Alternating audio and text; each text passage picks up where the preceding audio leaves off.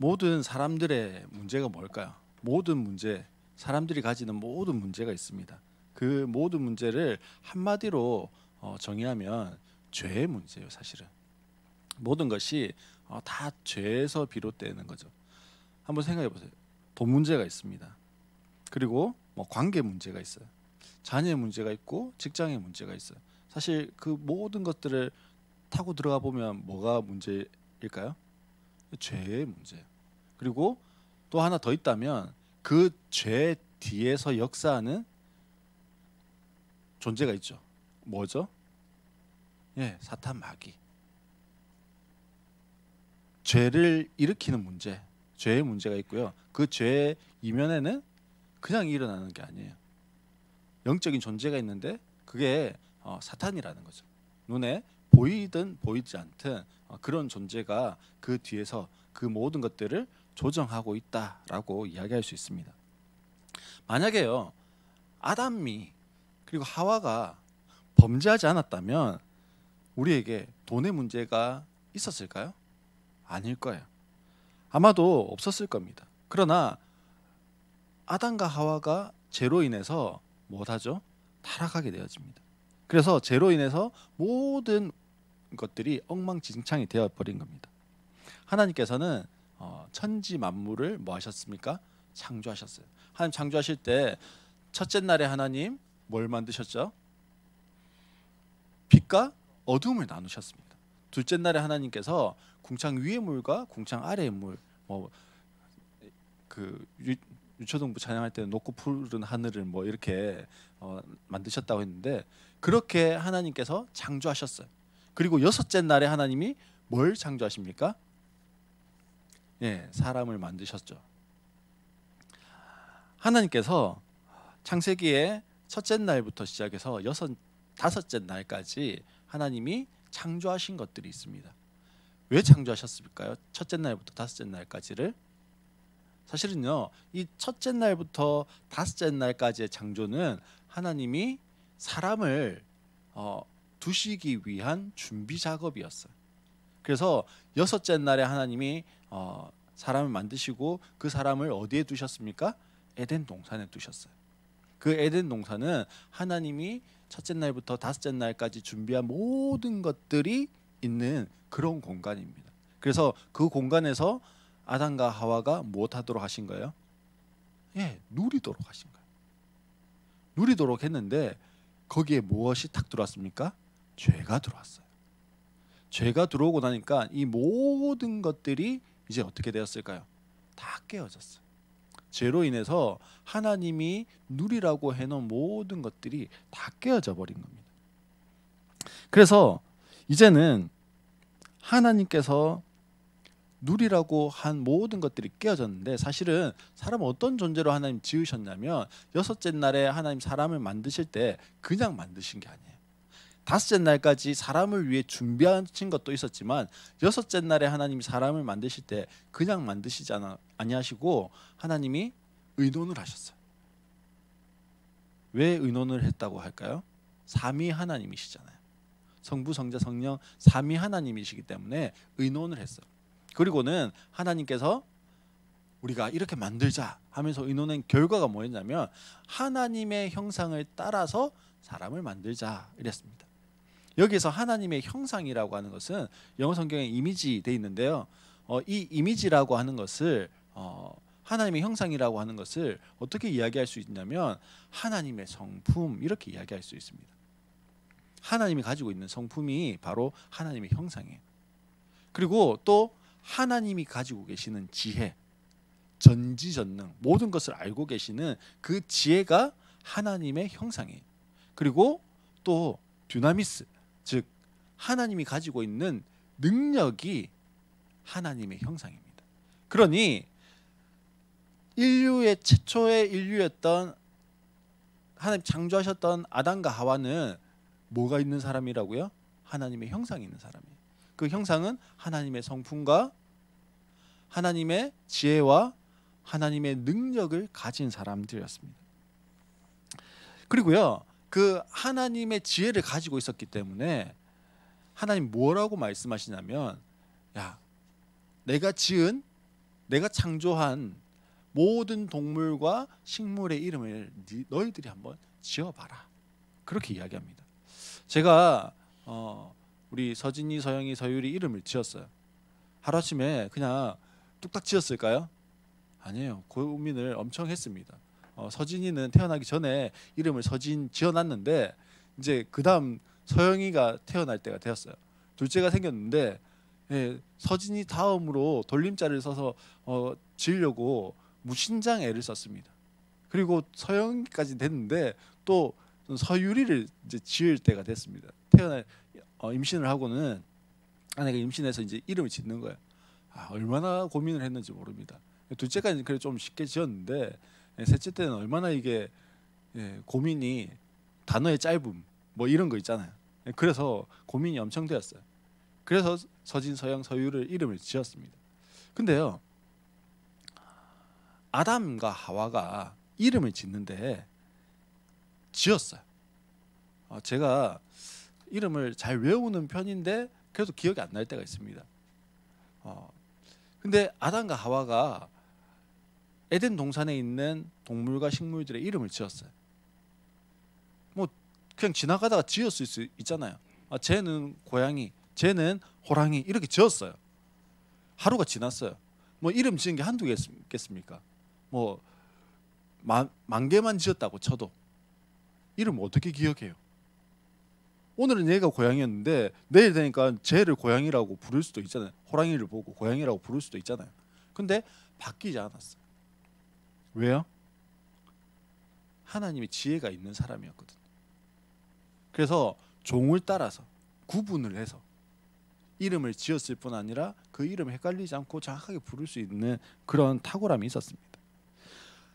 사람에게는 처음부터요, 하나님의 성품에 있어서, 지혜에 있어서, 능력에 있어서 가장 탁월한 자로, 가장 존귀한 자로 지음을 받았습니다.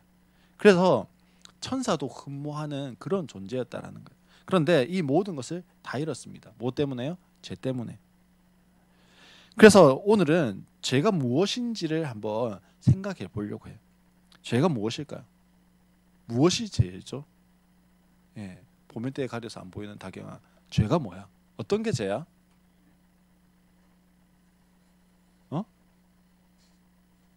어떤 게 죄지? 막 이렇게 때리는 거, 죄예요. 맞아요. 서진아, 어떤 게 죄일까?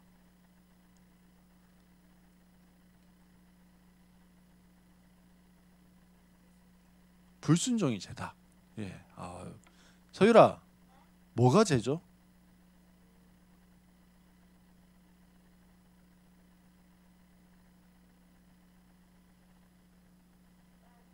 말 안 듣는 거. 우리 애들이 말을 잘 안 듣는 것 같습니다. 불순종이 죄랍니다. 맞아요. 도둑질하는 것도 죄예요. 사기치는 것도 죄고요. 살인하는 것도 죄예요. 우리가 생각하는 죄는 그런 거예요. 그렇게 하면 어떻게 됩니까? 감옥에 가잖아요, 사실은. 그러면 성경에서는 죄가 뭐라고 정의할까요?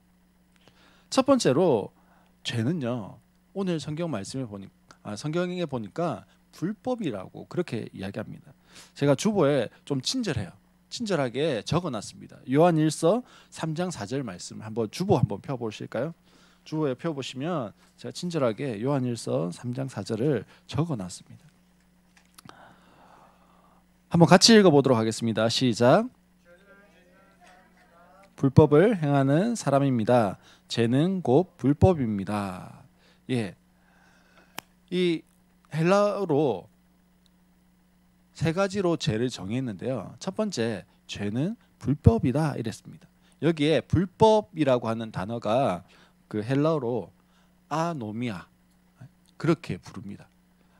아라고 하는 것은 없다 뭐 이런 뜻이에요. 아니다 뭐 이런 뜻이에요. 그리고 노미아라고 하는 것은 법칙 뭐 이런 걸 할 때 노미아 뭐 이렇게 부릅니다.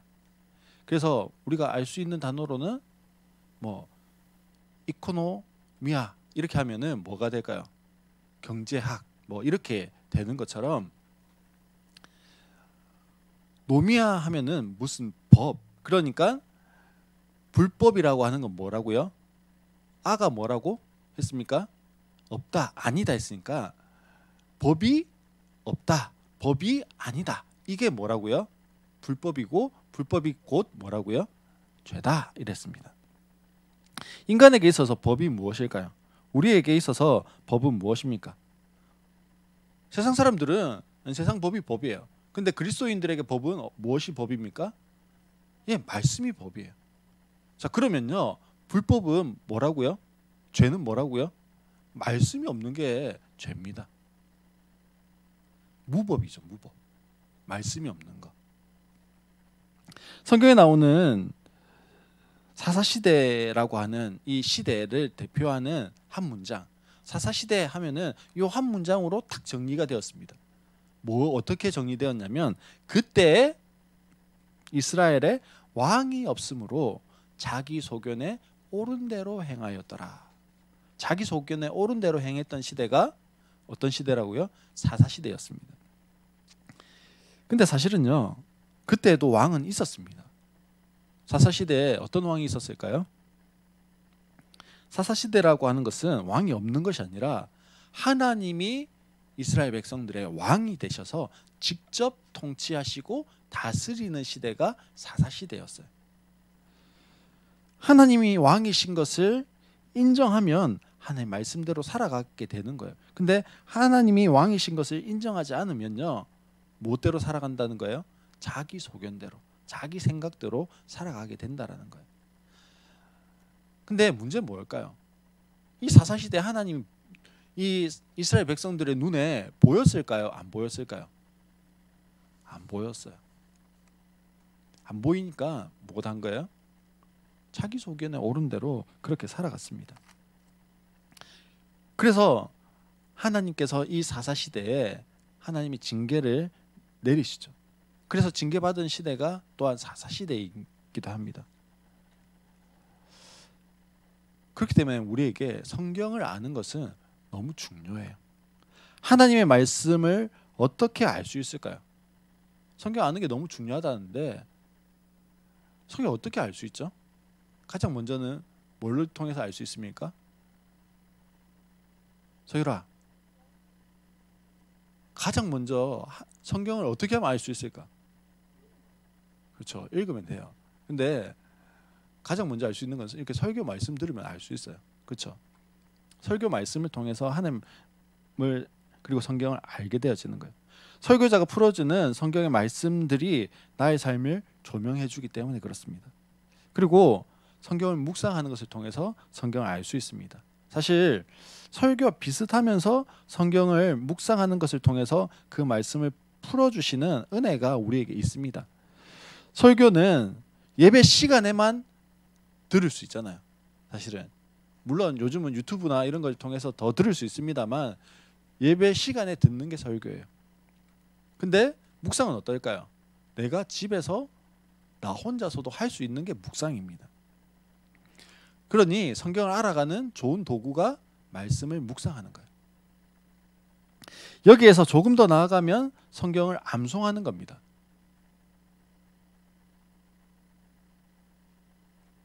암송한 성경 말씀들이요, 우리가 사용할 수 있는 무기가 되어지는 거예요. 저희 아이들이 암송을 합니다. 어려서부터 암송을 했고 지금도 암송을 계속해서 검사를 하고 있어요. 보면 부러워요. 예. 제가 암송하는 그 암송이요, 좀 짧아요. 예, 좀 짧아요. 저는 주로 오늘도 우리가 찬양을 했는데 뭐 찬양의 가사들, 시편 찬양이라든지 뭐 이런 오늘 마지막으로 불렀던 찬양도 히브리서에 나오는 말씀이거든요. 그런 것들로 이렇게 섞어가지고 암송하고 뭐 이렇게 합니다. 근데 그것도요, 사실 중고등학교 시절 뭐 길어야 대학교 갔을 때, 사실 대학교 갔을 때 암송한 거는 거의 기억이 나질 않습니다. 신대원 시험 치려고 한 500구절씩 막 이렇게 암송했거든요. 하루에 뭐 10몇 시간씩 앉아가지고. 근데 그때 외웠던 말씀들은요, 그 신대원 가면 졸업을 하려면 성경 시험을 통과를 해야 돼요. 구약 신약을. 그때 이후로 까맣게 이렇게 포맷된 것 같습니다. 네, 성경 말씀을 암송하면요, 그 말씀이 우리의 무기가 되어져요. 때때로 제가 기도를 해드릴 때 아내가 이렇게 이야기합니다. 말씀을 좀 가지고 선포해 달라고 이렇게 할 때가 있어요. 갑자기 열심히 이렇게 기도를 해주고 있는데 말씀으로 해라 이렇게 하면 갑자기 머리가 쭉 빗을 때가 있습니다. 없으면요, 우리에게 무언가 들어와 있는 게 없으면 나갈 게 없는 거예요. 암송은 그렇게 좋은 무기가 되어집니다. 우리 서영이가 엄마한테 한 소리를 막 들었습니다. 근데 말씀이 이렇게 툭 튀어나가면요, 뭐가 될까요? 그게 능력이 되는 거예요. 내 부모를 공경하라, 뭐 엄마가 좋아하는 이런 말씀 이렇게 툭 튀어나가면 되는 거예요. 또 이제 그러면 서희가 한 구절을 더 기억을 해냅니다. 자녀를 노엽게 하지 마라, 이런 말씀이 이렇게 툭 튀어나오면 엄마가 그 다음 입을 닫아야 되는 거예요. 말씀이 능력이 돼요. 그리고 우리 서율이가 이야기했던 마지막으로 성경을 읽는 겁니다. 물론 성경 공부를 하는 이런 걸 통해서도 할 수 있지만 성경을 읽는 거예요. 예수님께서도요, 사실 말씀을 암송하고 계셨어요. 40일 동안 금식하시고 마귀에게 시험을 받으실 때 예수님이 뭐라고 말씀하십니까? 말씀으로 말씀하시거든요. 성경에 기록되어져 있는 신명기의 말씀들을 가지고 말씀하십니다. 근데 예수님이 이렇게 하지 않으셨어요. 야, 사단 잠깐만 있어봐, 내가 어디 있는지 찾아보고, 막 이러면서 찾아보고 난 다음에 여기 있는 말씀 가지고 이야기하는데 가, 이렇게 안 했어요. 그냥 기억하고 있던 말씀으로 대적하셨습니다. 그리고 성경을 읽는 거죠. 오늘도 아침 9시 50분에 우리 청소년 목장 친구들이 모여가지고 숙제를 열심히 나누었습니다. 숙제가 성경을 읽고 거기에서 인물들을 중심으로 해서 조사해오고 뭐 이런 것들이었습니다. 그냥 읽는 것보다 사실 인물들이 뭐 했는지를 알면요, 약간 성경이 더 보일 수 있습니다. 성경의 맥락을 이해하면서 읽는 데 도움이 될 수 있습니다. 성경을 읽을 때 처음엔요, 이게 무슨 말인가 감이 안 옵니다. 사실 성경이 창세기부터 계시록까지 66권인데 이 66권의 말씀이 한 번 읽었는데 머리에 속 정리가 되면요, 정말 좋을 것 같아요. 근데 전혀 그렇지 않습니다. 읽고 나면요, 다음번에 뭐 목사님이 설교를 하거나 누가 이야기를 하는데 성경에 그런 말씀이 있어? 뭐 이렇게 되어집니다. 아직까지 저도 성경에 그런 말씀이 있었나 이럴 때가 가끔 있습니다. 읽으면 읽을수록 날마다 새로운 게 성경이에요. 그렇게 남는 것이요 없어요. 그러니 다음번에 또 읽어라 이러면요, 약간 읽어도 내 머릿속에 지우개 이러면서 아무것도 남을 게 없는데 또 읽어야 돼, 뭐 이렇게 할 수 있습니다. 근데 사실 제가 신대원을 가려고 공부를 할 때가 있었습니다. 하루에 열 몇 시간씩, 뭐 20시간까지는 제가 공부를 못했던 것 같고요, 한 열 몇 시간씩 앉아서 공부했어요. 근데 한 번 앉으면 한 4시간 5시간씩을 앉아서 쭉 성경을 보고 뭐 암송을 하고 이렇게 했던 적이 있습니다.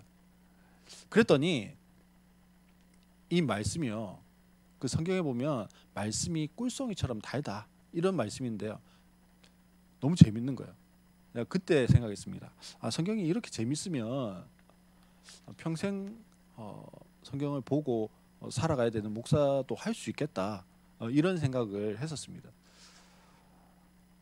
성경 읽을수록요, 이게 정말 제 안에 이렇게 쌓여지는 게 느껴지더라고요. 성경을 읽고 또 읽으면 조금씩 뭔가 조금씩 이게 무슨 말이지? 다음번에는요, 창세기를 읽으면 노아가 하나가 기억이 납니다. 다음번에 읽으면 아브라함이 기억이 나요. 그리고 다음에 읽으면 이삭이 기억이 납니다. 그리고 야곱이 기억이 나요. 그리고 요셉이 기억이 납니다. 이러면서 창세기에 나오는 이야기에 약간 뭐가 생길까요? 그냥 읽었던 게 이제는 인물들이 조금씩 보이고 그 인물들 통해서 하나님 뭐 하려고 했었던 거지? 라고 하는 게 조금씩 보이기 시작하는 거예요. 그러면서 하나님 나라라고 하는 큰 그림이 읽을수록 조금씩 더 우리에게 자리 잡아가기 시작하는 거예요. 그리고 그 하나님 나라를 이루시기 위한 하나님의 의도, 하나님의 마음이 무엇이었는지 알게 되어집니다. 그리고 계속 읽을수록 성경이 무엇이 될까요? 성경적인 사고를 하게 되어집니다. 읽다 보면 성경적인 생각과 성경적인 생각을 넘어서면 사고가 되어져요. 그리고 그 사고를 넘어서면 뭐가 될까요? 사상이 되어집니다. 우리가 북한의 김일성 주체 사상 뭐 이렇게 하잖아요. 그 사람들은 뭐 할까요? 애가 태어날 때부터 시작해가지고 계속 김일성이 뭐라고요? 예, 너희들을 먹여 살리는 신적인 존재다, 신이다, 이렇게 계속 이야기하니까 이게 뭐가 됩니까? 사상이 돼가지고 머리에 딱 박혀 있습니다. 우리가 도저히 이해할 수 없는 장면 중에 하나가 뭡니까?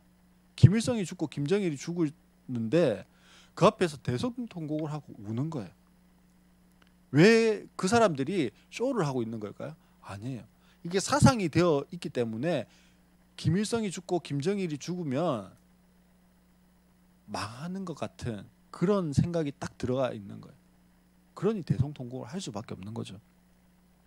우리에게도 마찬가지입니다. 성경적인 사상이 완전히 장착되어지고 나면 나의 생각과 행동 이것이요 성경적이고 하나님적인 것으로 바뀌어져 가는 겁니다. 내가 이렇게 해야지 하는 것이 아니라 나도 모르게 그렇게 하고 있게 되어지는 거예요.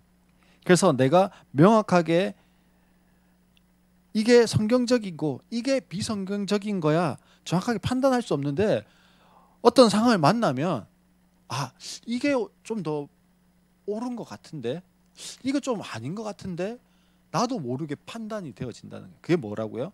성경적인 사상이 되어지는 겁니다. 아노미아가 법이 없는 것인데 법이 없는 것이 뭐라고요? 죄라고 했습니다. 법대로 살지 않는 게 죄예요. 그런데 내가 법을 알아야 법대로 살 수 있지 법을 모르면요 내가 지금 법을 어긴 것인지 아닌지 알 수가 없는 거예요. 여기에서 쓰레기를 버리면 되는 데인지 아닌지 여기에 길을 건너면 되는 데인지 아닌지 법이 없으면요 기준이 없으면 그냥 뭐 하는 거예요? 제 마음대로 하는 거예요. 제가 98년도에 중국에 단기 선교를 갔습니다. 지금은 아니겠죠. 지금은 아닐 거라고 생각해요. 98년도에 저희 나라도 뭐 세마오로 무궁화호가 다니던 시절이에요. 그래도 적어도 98년도에 우리나라에서 그런 모습은 보지 못했어요. 근데 중국에 갔더니 기차를 한 13시간 뭐 길게 탔을 때는 한 24시간짜리 기차를 탔습니다. 기차 타고 가는데요. 그 기차 안에 승무원들 있잖아요. 승무원들이 중국에는 해바라기 씨를 그렇게 많이 먹더라고요. 해바라기 씨를 그렇게 많이 먹고는 전부 다 어디에 버릴까요? 바닥에 그냥 막 던져놔요. 그러면 영무원들이요, 그 승무원들이요, 청소하는 승무원들이 막 와가지고 빗자리로 이렇게 한 양을 이렇게 쓸고 나갑니다. 쓸고 나가면 어디에 버려야 될까요? 쓰레기통을 가지고 오든지 비닐봉지를 가지고 오든지 해가지고 거기에 담아서 버려야 되잖아요. 안 그렇게 해요. 어떻게 할까요? 한 양과 한 양 사이에 이렇게 뜨더라고요. 이렇게 그 사이에 그냥 빗자루로 그냥 막 버려요. 저희가 신기해서 사진을 이렇게 찍으려고 하니까 찍지 말라고 그렇게 하더라고요. 승객들도 마찬가지예요. 병콜라 있잖아요. 이런 거 아니면 맥주 이런 거를 먹었어요. 창문을 확 열어요. 그럼 어떻게 할까요? 밖에다 훅 버려요. 예. 왜요? 법이 없으면요. 그게 잘못이라고 하는 것을 모르면 그렇게 해도 된다라고 생각하는 거죠.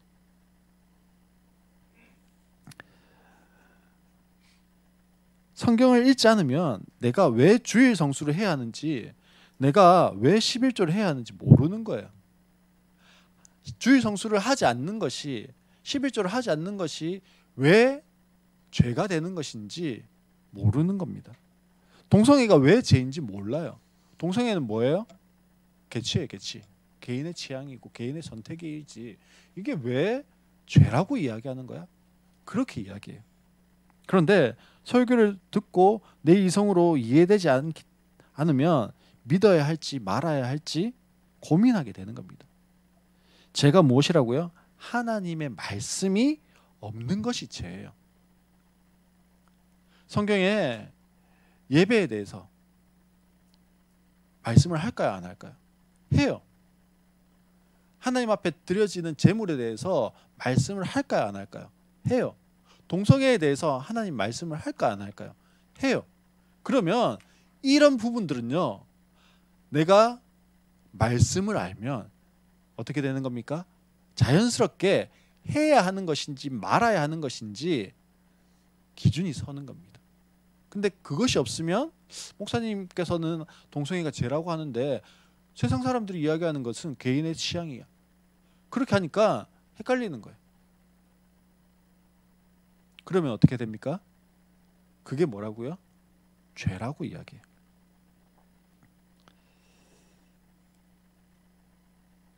그러면요, 죄인은 어떤 사람입니까?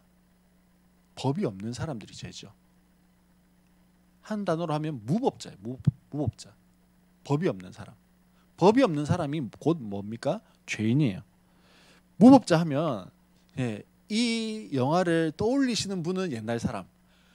무법자가 뭐가 있지라고 생각하면은 요즘 사람입니다. 무법자 하면 강원 형제님 뭐가 있습니까? 네, 요즘 사람. 황야의 무법자 뭐 이렇게.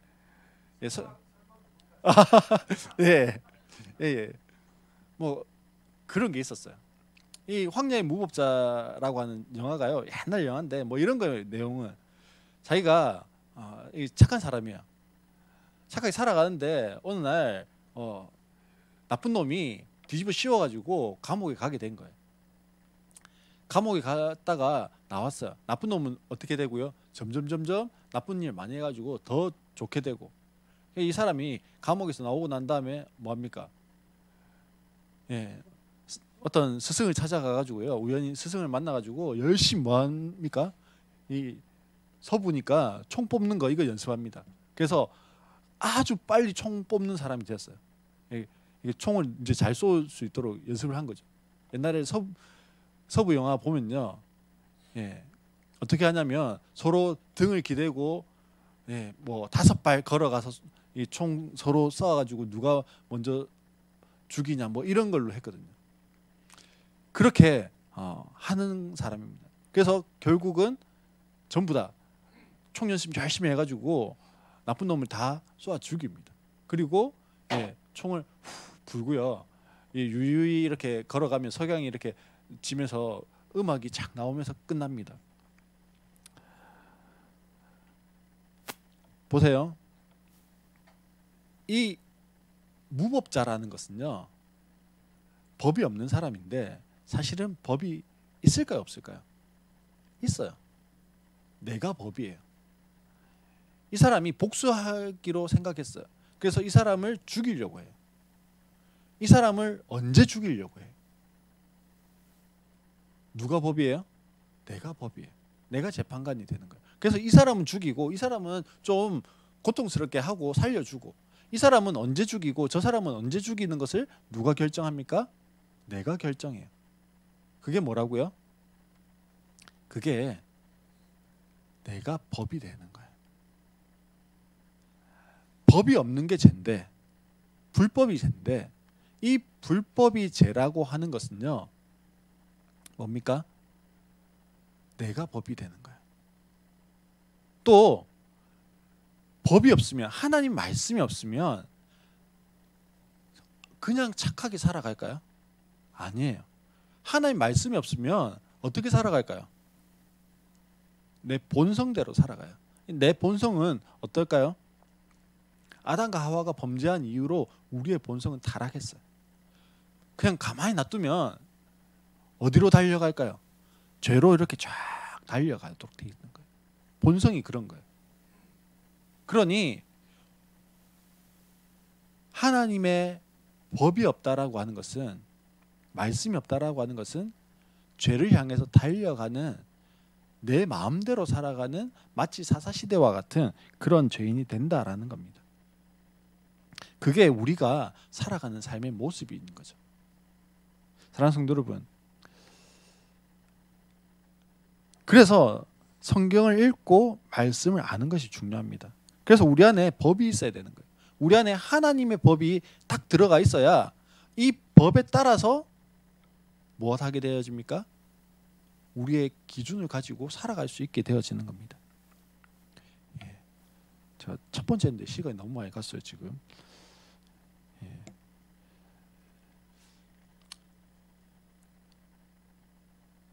두 번째는요, 우리 죄는 알면서도 하지 않는 게 죄입니다. 성경 말씀 한번 더 찾아보도록 하겠습니다. 야고보서 4장 17절입니다. 야고보서 4장 17절. 우리 같이 한번 읽어볼까요? 시작. 그러므로 사람이 해야 할 선한 일이 무엇인지 알면서도 하지 않으면 그것은 그에게 죄가 됩니다. 지금 야고보서라고 하는 책은요, 예수님의 동생, 누구요? 예수님의 동생. 예수님한테 동생이 있었을까요? 예, 동생이 있었어요. 그 중에 한 명이 야고보라고 하는 사람이었습니다. 예수님의 동생 야고보가 기록한 성경이 야고보서예요. 이 야고보서에 보니까 사람이 해야 할 선한 일이 있대요. 그러면 야고보가 이야기하는 선한 일이 뭘까요? 사모님, 선한 일이 뭐죠?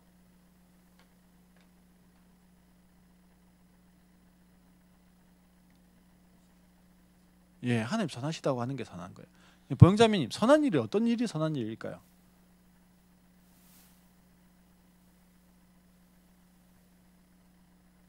착한 거. 예, 뭐 구제하고 봉사하고 전도하고 뭐 이런 게 선한 일이겠죠. 근데 야고보서 4장 13절로 17절 말씀에 보면요, 이 성경의 저자였던 야고보가 말하고 싶은 의도가 있어요. 그러니 성경 저자의 의도를 찾는 것이 중요합니다. 4장 우리 야고보서 한번 펴봅시다. 야고보서 4장 13절로 17절까지 말씀인데요, 제가 읽겠습니다. 한번 찾아보십시오. 13절에 이렇게 되어 있습니다. 오늘이나 내일 어떤 도시에 가서 1년 동안 거기에서 지내며 장사하여 돈을 벌겠다 하는 사람들이여 들으십시오. 여러분은 내일 일을 알지 못합니다. 여러분의 생명이 무엇입니까? 여러분은 잠깐 나타났다가 사라지는 안개에 지나지 않습니다. 도리어 여러분은 이렇게 말해야 합니다. 주님께서 원하시면 우리가 살 것이 있고 또 이런 일이나 저런 일을 할 것이다. 그러나 여러분은 지금 울줄대면서 자랑하고 있습니다. 그와 같은 자랑은 다 악한 것입니다. 그러므로 사람이 해야 할 선한 일이 무엇인지 알면서도 하지 않으면 그것은 그에게 죄가 됩니다. 이렇게 말씀하셨습니다. 사실 지금 이 야고보서의 수신자들은요, 흩어져 있는 이스라엘 백성들, 즉 성도들이에요. 성도들을 향해서 기록하고 있는 겁니다. 왜 흩어져 있을까요? 처음에는 예루살렘에 전도가 되었어요. 그리고 나서는 이제 온 유대와 사마리아와 땅끝까지 복음을 전해라, 이게 예수님 명령입니다. 근데 가만히 있고 싶은 거예요. 여기에는요, 그 예수님의 수제자였던 베드로 사도가 설교해요. 요한 사도도 설교합니다. 12사도가요 모여가지고 막 돌아가면서 설교해요. 능력도 나타납니다. 이적과 기사들도 나타나요. 베드로의 그림자만 싹 지나가도요 막 낫는 이런 일들이 일어납니다. 그 여기 떠나고 싶습니까? 안 떠나고 싶어요. 그래서 하나님이 첫 번째로 한 것이 뭡니까? 스데반의 순교. 그리고 또 그 다음에 스데반의 순교 이후에 지금 또 무엇이 일어납니까? 사울이라고 하는 바울이라고 하는 청년이 이 핍박을 더 심하게 합니다. 그래서 이 예루살렘에 사도들 말고 다 흩어졌어요. 그래서 세워진 교회에 지금 야고보 사도가 뭐 하는 겁니까? 편지를 쓴 겁니다. 근데 보십시오. 이 사람들이 13절에 뭐라고 했습니까? 어느 도시에 가서 장사해서 돈을 벌겠다고 그렇게 이야기합니다. 13절에 그렇게 이야기하고 있죠. 자, 강원 형제님, 여기에 13절에서 죄가 될 게 뭐가 있을까요? 돈 벌러 가서 장사하겠다. 이게 죄가 되는 게 뭐가 있습니까? 예, 아무것도 없어요. 사실은 죄될 게 없어요. 14절에 뭐라고 합니까? 여러분은 내일 일을 알지 못합니다. 여러분의 생명이 무엇입니까? 여러분은 잠깐 나타났다가 사라지는 안개에 지나지 않습니다 했어요. 예, 영도에 사시고 해운대에 살면 가장 많이 경험하게 되어지는 게 해무예요. 해무가 많은 날은요 정말 한 치 앞도 잘 안 보이죠. 그런데 영도 다리를 탁 빠져나가면 저기 남포동 백화점이 딱 보이기 시작하면요 기가 막히게 해무가 싹 사라집니다. 마치 우리 인생이 그렇다는 거예요. 말짱하다가 용도만 딱 들어오면 뭐가요? 한 치 앞도 안 보이는 것처럼 우리의 인생을 예측할 수 없다라는 거예요. 그래서 우리의 인생의 주인이 누구라는 겁니까? 하나님이라는 거죠. 그래서 15절에 보면 도리어 여러분은 이렇게 말해야 합니다. 주님께서 원하시면 우리가 살 것이고 또 이런 일 저런 일을 할 것이다. 그러면서 이어지면서 16절에 그런데 여러분은 지금 울줄대면서 자랑하고 있습니다. 그와 같은 자랑은 다 악한 것입니다. 이랬어요. 지금 뭘 하고 있다고 이야기하냐면 내가 장사하러 갈 건데 이거 지금 자랑하고 있대요. 그러면서 17절에 나오는 게 선한 일이에요. 그러면 여기에서 선한 일은 뭘까요? 뭐 하는 게 선한 일일까요? 물어보는 거예요. 다른 말로 뭐 하는 걸까요? 기도하는 겁니다. 첫째 죄는요 말씀대로 살지 않는 게 죄예요. 말씀이 없어서 내 생각대로 살아가는 게 죄예요.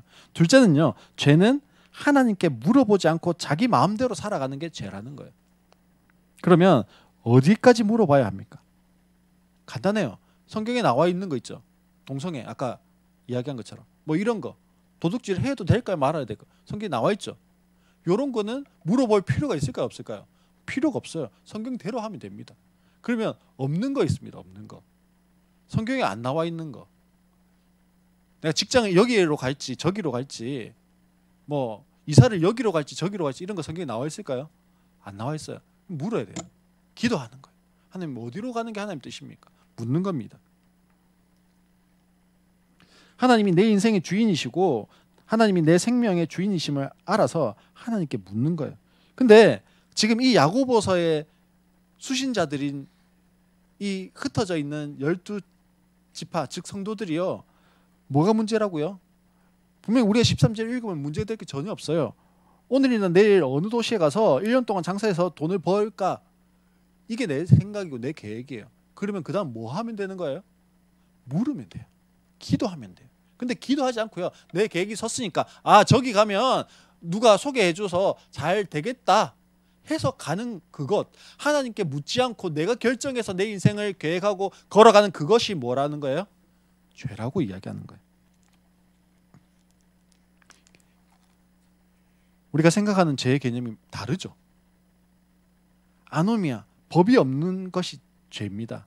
법이 없이 그대로 살아가는 것이 아니라 타락한 본성대로 살아가는 그것이 죄예요. 또 성경은요. 성경에 없는 것은 물어보고 살아가야 되는데 묻지 않고 내 생각대로 살아가는 그것이 죄라고 이야기합니다. 내가 사업을 계획하고 내가 내 미래를 계획하는 것이 죄라고 하는 것이 아닙니다. 그러나 뭐가 죄예요? 내 사업을 내 미래를 묻지 않는 그것이 죄라는 거예요. 왜요? 선한 일을 무엇인지 알면서도 하지 않기 때문에 그래요. 즉 기도하고 물어보라는 거예요. 내 삶의 주인이 하나님인데 왜 묻지 않냐라고 이야기하는 겁니다. 세 번째는 죄는 믿음에 근거하지 않는 거예요.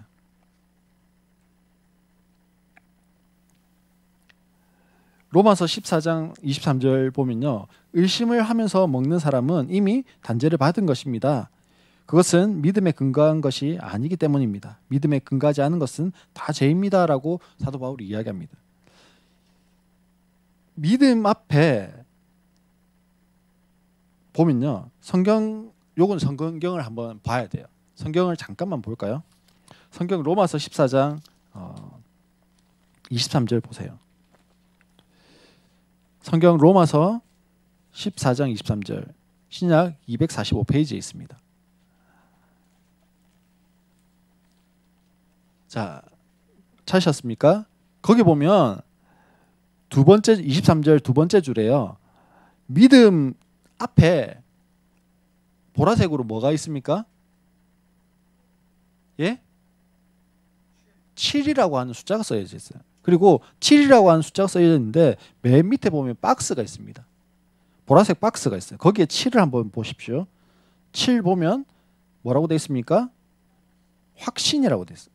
즉, 이 믿음에 근거하지 않는 것이 죄라고 했는데 어떤 사본에 보니까 뭐가 죄라고 되어 있냐면 확신에 근거하지 않은 것이 죄입니다라고 했다라는 거예요. 사실 믿음에 근거하지 않는다라는 말보다 확신에 근거하지 않는 것, 확신이 없는데 하는 그게 뭐라는 거예요? 죄라고 하는 겁니다. 로마서 14장은요.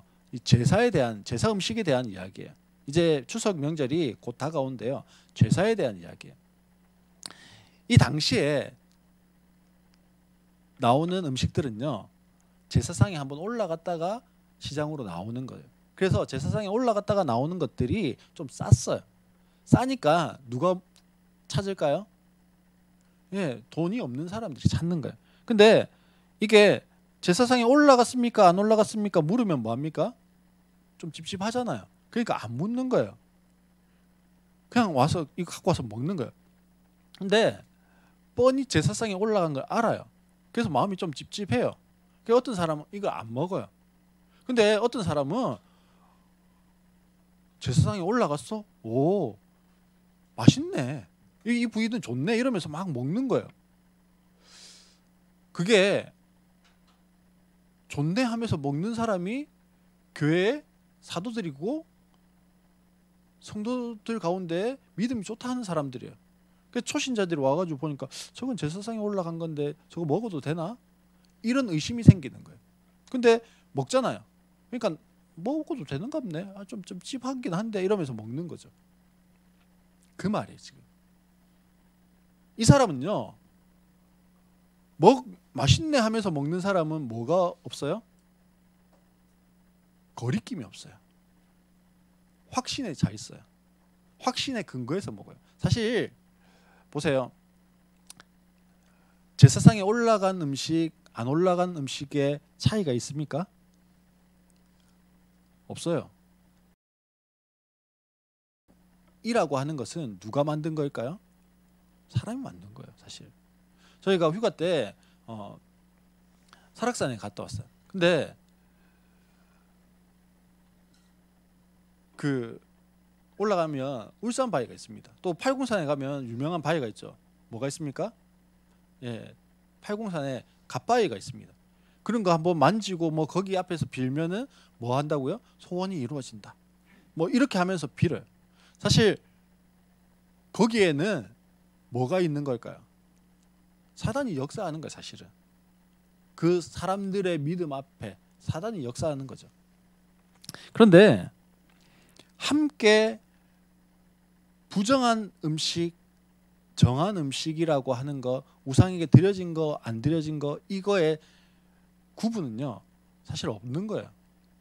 그러면 성경에 부정한 짐승이 있습니까? 없습니까? 있어요. 언제부터 부정한 짐승이 있을까요? 출애굽기, 레위기에 나와요. 그러면 하나님이요, 그 이전에는 모든 음식을 먹어도 된다고 했을까요? 안 된다고 했을까요?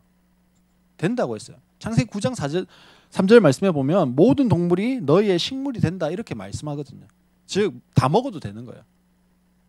근데 어느 시점 가니까 하나님 먹지 말라고 했어요. 그 시점이 언제냐면 출애굽이에요. 출애굽에서 이제 가나안 땅에 가는데 가나안 땅에 가면 가나안 땅에 있는 그 민족들이 섬기는 신이 그 신에게 제사를 드리는 음식이 돼지고기예요. 그래서 돼지고기를 부정하는 짐승이라고 하고 그 음식을 먹지 말라고 한 거예요. 왜요? 계시록 말씀에 보면 내가 문 밖에 서서 두드리노니 누구든지 내 음성을 듣고 문을 열면 나는 그에게로 들어가서 그와 함께 먹고 그는 나와 함께 먹을 것이다 말씀하는데요. 교제라는 거예요. 먹는 게. 예수 믿는 사람들이 한 5년 10년 되면요. 옆에 전도할 친구들이 끊어집니다. 왜 끊어질까요? 교제가 안 되거든요. 하나님이 부정한 음식 먹지 말라는 이유가 뭐냐면 먹어야 교제가 되는 거예요. 먹고 교제가 되면 이 가나안 땅에 있는 음란이 그 틈을 타고 들어올 것을 하나님 아셨던 거예요. 그래서 하지 마라 하셨던 거예요. 아예 차단시켜 놓기 위해서. 근데 신약 시대가 와서 이제 예수 그리스도가 십자가 보혈로 우리의 죄를 모두 해결하고 나니까 신자와 이방인과 유대인이 있습니까? 없습니까? 없어요.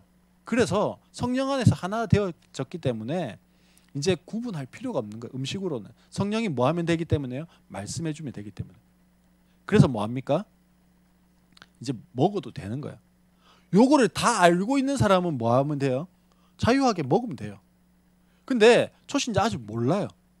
근데 저 사람이 먹으니까, 목사님 먹으니까 나도 먹어도 되는갑다 하면서 먹는 게 뭐라는 겁니까? 확신에 근거하지 않는 거. 그게 죄라는 거죠. 사랑하는 성도 여러분, 오늘 세 가지 죄에 대해서 배웠습니다. 죄의 정의에 대해서 배웠어요. 첫 번째 뭐예요? 말씀대로 안 하는 거.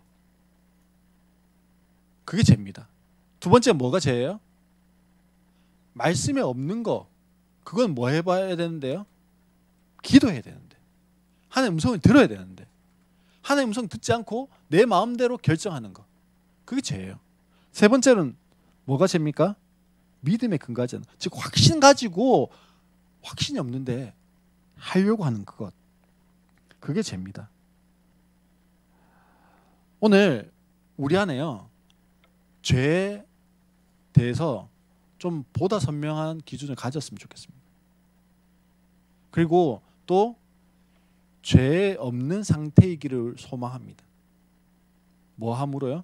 성경을 알고 읽음으로, 그리고 기도함으로. 그리고 알고 기도하면요, 그 안에 무엇이 생길까요? 믿음, 즉 확신이 생깁니다. 우리 안에. 그것을 소망하고 갈망하는 우리 모든 성도들 되시기를 주의 이름으로 축원합니다.